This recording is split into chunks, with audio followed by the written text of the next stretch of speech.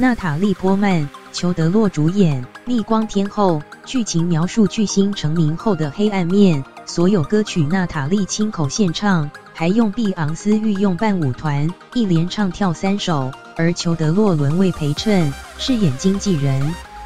娜塔莉·波曼饰演摇滚巨星，裘德洛则是她的经纪人。电影《逆光天后》描述巨星成名后一系崩坏的黑暗面。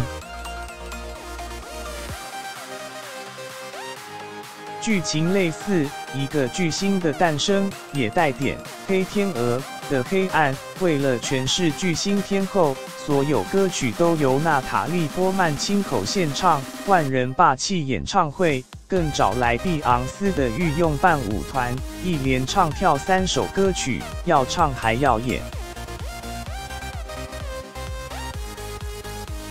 预告曝光后，相较娜塔莉·波曼，裘德洛似乎沦为配角，而最近他的作品不少都是当陪衬，